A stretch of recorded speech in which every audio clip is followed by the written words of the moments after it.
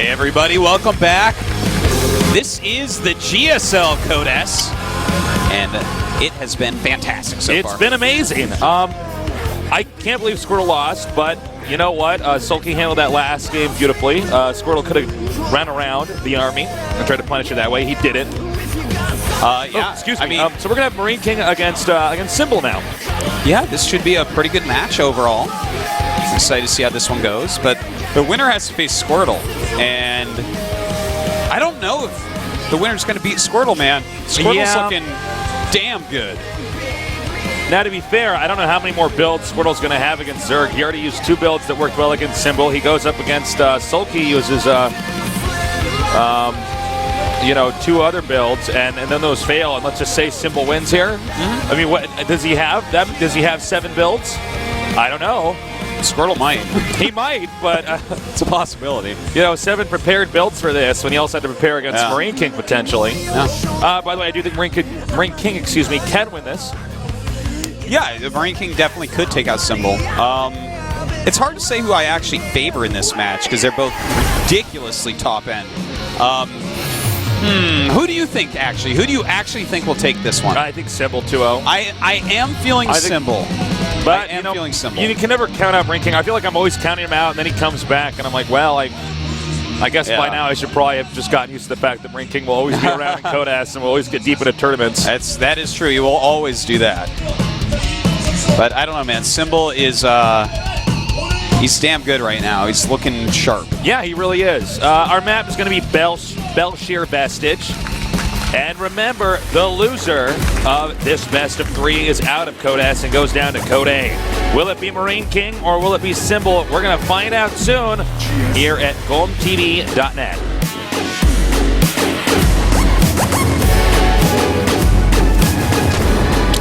On to introducing our players. In the upper left, we have our Terran Juggernaut, a micro machine. He is MarineKing Prime. And when I say micro machine, I'm talking about his unit control is very good, not that he is a small toy car that children play with. So, and adults play with Thesis. Oh, yeah, that's right. Don't and adults. And in the bottom right, our Totes builds train sets in his basement. In the bottom right, we've got our Zerg player. Immaculate late game. He is It's the best way to say anything about him. He's so good in this supreme late game. It's silly. Doesn't even use the mouse half the time. Going with the keyboard. The other half. All right, so we've got a great map here, and it looks like. Well, look! Ah! Did he see? Okay. Did he see? No. Well, it was like a quarter of a second. It was up there for. Oh, he sees the second SUV coming. But this one's at a different time. Well, actually, the angle it's going at. Sorry, Symbol. Sorry, MarineKing. Symbol is drone scouting you. I mean, MarineKing does so many Why did he just, of these moves. He's trying to get lucky on the SCV movements. Yeah, he's gambling right here, guys. He wants for his SCV just to randomly be inside more often. And down that goes. Well, here's the other problem: is he can actually trap the Marine as it pops out here. There's not a lot of surface. Well, actually, I think the Marine can pop behind first to push the drones back. Are you sure? I don't think he can. No. Oh, well, he's going to try. Let's find out. Might be able to. I'm not sure. Well, I don't know, man. Like, this game's a mess. Yeah, I don't like seeing people try to base on luck. There were some other things I did, like cover up build area for the other SCV. Also, if he only sent 1 drone out, he could have finished the second rack. So there's a few other things it was doing, but that was kind of destined for failure as soon as Symbol scouted in the right direction. That was do you just go for a Baneling bust here? I mean, he's gonna make the depots up at the ramp, or maybe a barracks as well. No, I think what you do is you go for 2 command centers and 2 gas, because you tried a 2 barracks and it didn't work, and that's the only way to follow it up. All right, the legs are coming out here now. Now he's told the barracks to land over here on the high ground, but I mean, if you look at the travel time, it's very apparent that the barracks will not get there. What? He went 2 gases before the 3rd command center. Is he like not aware these lings are just going to get there? I think he is. He should build a barracks there and just wall it off. Okay, thank God. Yeah. Well, he's actually fine. These Zerglings won't really do too much. You know, 2 Marines back there. It's a little bit too much. If it was like 1 and... Ooh! Will your SCV get lucky this time? No. And, okay. So, MarineKing has held that little counterattack, and Symbol knows exactly what's going on. He might be a little bit confused when he sees Hellions coming out at such a quick speed, I think MarineKing has proxied a little bit too much in this Code S. He always has, though, you know? Yeah, this I guess is that's literally true. since the first season he played Open Season 2. He has been proxying at an alarmingly high rate because his micro is that good, and he's so good at those pressure builds. But, you know, this is a little bit funny because we joke around so much about how it's always double command center and then double gas. This time, command center, double gas, and now double factory. So it looks like he's going to go 2 factory with blue flame Hellions. And this could throw Symbol off a little bit. Follow-up cheese here. Yeah, it's a little follow-up, second phase kind of cheesy thing. Thing is, he only has to do some damage to, well, let me look at the actual numbers. 20 SCVs and 32 drones. He needs to do a reasonable amount of damage. Yeah, he really does. Well, you know, from here, I'm sure Symbol is confident that he has a lead, especially after deflecting a rush like that. And I think, you know, a lot of these players, they look at a rush like that coming over and they're saying, all right, he's not confident against me. Yeah. He's afraid. All right, so we're going to have the Blue Flame Hellion timing here. He's going to make 3 Hellions at a time. 2 out of the Reactor Factory, 1 out of the Tech Lab add-on. And he's going to try to hide these factories as well as possible so that when he comes out, the Zerg is caught off guard, does not have the defenses necessary. And as a result, loses a lot of drones. You know, there is a problem with this plan, though, because that Ling that could kill kind of on the ramp, I'm going back and looking at what it saw, and at the minimum, right now, Symbol thinks Reactor Hellion Banshee. At the very minimum, because he saw a barracks without a tech lab, and he saw a reactor factory. So he knows that it's either a lot of Hellions or Hellions and Banshees right now. And, I mean, that's a ton of information. And he's going roaches with double upgrades. So there's no way these Hellions are actually going to do any damage. There's just not going to happen. Best these things can do is clear up some creep and give temporary map control. All right. So they have not finished the Blue Flame Hellion upgrade, but you do not want to attack until the last second with that upgrade, because the moment they see Blue Flame, they're going to go up. Yeah. He's going to try to kill me. Well, with this many roaches popping out, absolutely they aren't going to do anything. Now, will he go mech or will he go bio from here? I can see mech. Yeah. He's already behind him up. I think switching into bio is going to just let Zerg take the 3rd and the 4th really easily. Gotta agree with you completely in that regard. If I mean, he's a little bit too late on that. And there you go. The next factory does go up, so he will be going for mech. But basically, the Uno composition has been countered perfectly by Symbol so far. All right, Blue Flame upgrades up. That's the Queen with all the energy, too. So he doesn't even have transfusion now. And somehow, some way, MarineKing getting in here and starting to do some damage. But an attack move at the last thing on those Hellions makes so they don't kill as many drones as they could have. The drones being danced pretty well, but with this many Hellions in the main, he's not doing a good job with the Hellions. He did mess up. I think he was almost surprised he got in there like that. Yeah, I think you're right. And he ends up killing 8 drones total, but I'm still liking Symbol's position. That's not enough. And now we're going to have a little drone counter pressure, but against tanks with siege mode, I don't expect to do too much. Command center on the way now. Roach is headed north. And, you know, I don't know, man. I mean, I get that he proxy raxes a lot, but everybody in this season is scouting. Every Zerg is scouting with a drone. Yeah. I mean, this is not, I think at this point in time for the metagame, this is not the moment to try to get greedy. Yeah, especially if you're MarineKing, you know? You know, he's beaten all these guys with standard builds, too. Yeah, I know. MarineKing can play in a superb macro game as well. There's no question about it. But the thing is, what makes him so dangerous is the fact that he does mix it up quite a bit. That's true. Well, you never know. Yeah. We do once again see drop and Overlord speed coming up for a Zerg player with roaches against mechs. So we could see the crazy 3-base drop all in. We'll be seeing in a moment if he actually wants to do that. He might just be getting it, but it looks like with the numbers he's getting, the fact that I see 4 Overlords making right now, I think he's going to pop out a bunch of roaches and go for a huge drop here. That makes sense. But I feel like you need to wait till he's on 3 bases to actually do it, which will buy him more time to make even more roaches. Yeah, I mean, Zerg could actually get maxed out and do this. There's not a whole lot to it. I mean, basically, the Terran does not have a lot of anti-air early on because they see you getting roaches. And what happens is that the siege tanks that are in siege mode, which would normally make it impossible to get in there because the siege mode combined with the Terran Wallens just doesn't allow you to get in there. But with the drop, what you do is you just land on top of the siege tanks. The roaches are suddenly, with their short range, right in front of the siege tanks. They had no real travel time where they had to absorb any damage. And you win. Yeah. Essentially.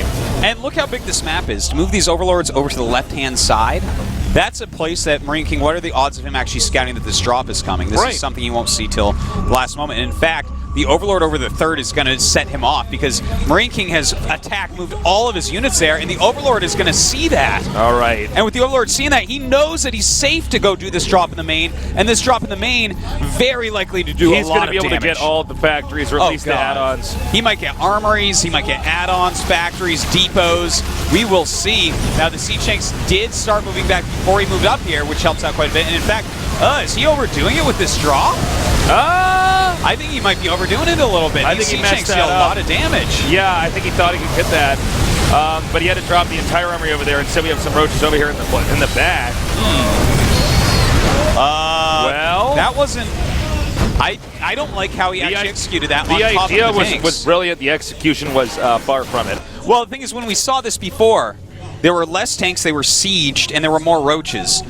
The way he was originally doing it, where it looked like he was just going to hit the main, do some damage, get out, because there's so little anti-air, you can't be punished, that was kind of brilliant. But he saw the tanks and was like, oh, let me kill these tanks. But the tanks out of siege mode actually deal damage in many ways quicker. They shoot very fast. They have literally a lot of, deal damage quicker, you know? Yeah, I mean, there's no splash at it, sure, but I mean, that he didn't play to the strengths of what he was doing against what he was facing at all. That was a bit of a mistake, and now we see that reflected in the supply. Well, he's hitting these SCVs. The roaches can still work, but yeah, I mean, all right, SCV's coming back here now. He's got a few snipes off over there. He's not even one-hitting tanks with these roach volleys, which is giving him a lot more damage. So, Symbol really not getting done what he wants to. Now he does have a good amount of the map. The fourth base is up. It's up. 12 mutas on the way, man. Oh, sick. This is awesome. I love seeing tech switches in and out of mutas against mech. Yeah, with right no now, anti-air, I mean, he's going to get wrecked. In fact, he has 14 Marines with 2 more on the way. But the Marines aren't going to matter at all. The mutas could easily take these out. This is a fantastic tech switch against someone who's not ready for it. He has no missile turrets, really. He has 1, 2. He has 2 turrets, a third one on the way. And that's it. These mutas are going to fly into that base or after those tanks and deal so much damage that despite Symbol kind of messing up that roach drop, the mutas are going to take him right back into it, and in fact, may give him a position he can't lose from. Well, I mean, this all does go back to that proxy racks that put MarineKing in an odd position. I mean, mech is actually quite strong, but if you're trying to mech from a deficit, that's going to let the Zerg have a lot of free reign on the map and give the Zerg a lot of room to make mistakes. Yeah. Now we do have another drop being loaded up. Looks like he wants to hit multiple locations at once, maybe one with the mutas and one with the roaches. We do have Thors on the way as well. If you notice, he's stockpiling the mutas, so he hasn't shown any of them yet. In fact, he's got 21 of them right now, and he's just now moving with them. So let's see, the roach is coming up here. Maybe trying to draw units up. The muta's flying around. And he's going to go right for that Thor over there with those roaches. Yeah, if he can kill a Thor, that's absolutely amazing right now. And he does, no problem. He might want to try to kill that other Thor as well. Here come the mutas, though, over on the siege tanks, taking out the Marines very, very quickly, but he's got to target siege tanks as well The here. next Thor goes down. Oh, and this is win move right here, man. Yeah, this is just brilliant. Yeah. Here's the Thor. He's got Thor. Yeah. La la la la la. That's exactly what that sounded like. Yeah. And now what do the siege tanks do? They go over near a turret? I mean, I guess so. There's nothing else really much to do with them. Yeah, he could have killed that turret too, but... The amount of tanks he's taking out, this is an unrecoverable position against 4-base, sir. All right. Great tech switch here. Yeah, I mean, MarineKing is deaded. Yeah, he's been deaded. He's been deaded pretty hard. You know, you lose as many tanks, and you are so behind because you spent the entire game trying to get a big tank count so you could be dominant on the ground, and then to switch into this. Guess how many tanks he has now? None. The none is correct. I didn't guess. You looked at my unit tab. I looked at your unit tab, yeah. Sorry. Well, now Symbol can do anything he wants and wins. He can go into Pure Ultra. He can go. We're basically going to have to go to Worm. game number 2 here between these two guys because this is the point of no return, really. Absolutely. Where, I mean, it does not matter how these engagements go. There's no way to be cost efficient enough to stop Symbol. He just can right-click on this stuff with this ball. Anything he wants. He can kill these depots while everything's firing at him. He's fine. And in fact, he's going to go in and attack well, which is even worse for MarineKing. Taking out quite a few of these Thors. It's okay because he doesn't care about mutas anymore. He's not going to likely make any more. Yeah, he's got enough roaches out Well, here. now, in fact, he is going to make more because he's killed every single Thor, so he starts 18 mutas. But it doesn't matter because MarineKing's completely dead. One Marine in this bunker, so afraid. Well, we should be seeing GG here. It is MarineKing, so... Yeah. All right, GG. All right, well, MarineKing now is one loss away from never winning a GSL in the Wings of Liberty. That's right. Don't forget, guys, as Arto said, this is the last Wings of Liberty GSL. This is like a big moment in esports history. Yeah, this is basically the last Wings of Liberty tournament. Oh, GSL being superior to all of the tournaments. I think there's one more IEM with Wings of Liberty, but that's about it. Yeah. But I mean, you know, as far as kind of where the best are playing, you know what I mean? Kodas is the best. You know, that's kind of what we're going to see. What we will see is not necessarily the last, but who is the greatest Wings of Liberty player before everybody switched over. Yep. All right, what map do you think for MarineKing? You know what? I say, why not choose a map like maybe Icarus? Go Icarus. Oh, well, that's a good map, I think, for Terran. Yeah. Then again, I think Icarus is not as bad for Zerg as a lot of people want to say. We haven't seen enough games there. No, we have not seen enough games. I don't know, man. I don't know what he picks. I can't pick. What do you think? I'm going to go with Icarus, actually. All right. I think you could definitely go for that. But we'll see in a second here. The thing is, Symbol's going to have that last pick even if MarineKing wins this. Yeah, and that'll probably be Whirlwind. Could be Whirlwind, could be Daybreak, could be even Akalon. Yeah, Akalon's We've seen a lot of Zergs favoring Akalon lately. It's interesting to see that by round of 16, a lot of these players very okay with picking the newer maps. Yeah. Well, yeah, it kind of makes sense too when you think about it. Every day these guys are putting so many games, but you know, even one extra day to prepare can make you learn something new about a map that makes it much more comfortable. Yeah. To have one of those aha moments. So we should be finding out this map in just a moment. We just saw MarineKing type which map he wanted. And it should be hosted in just a second. Wait for it. Come on. By the way, guys, if you can, definitely come down to our finals for the last. Oh, I think it's Cloud. Wings of Liberty finals. Oh no, it is Icarus. Okay, good call. Nice. Sick. Now they have all the maps numbered now. I'm trying to remember which number is which. I noticed that. Like the map's gonna be, and then we have to click on the little magnifying glass on your computer. Yeah. All right. Can MarineKing come back and then defeat Squirtle, or is Symbol going to boost right out of this losers group and go to the final match? We're going to see soon. Taste and Artosis, the casting Archon Tastosis here. We are finally getting this game loaded up and going, and I can't wait. Yeah. So another TVZ here is about to occur. Who will it be? Will it be MarineKing, or is it going to be Symbol? We'll find out soon. Stay tuned.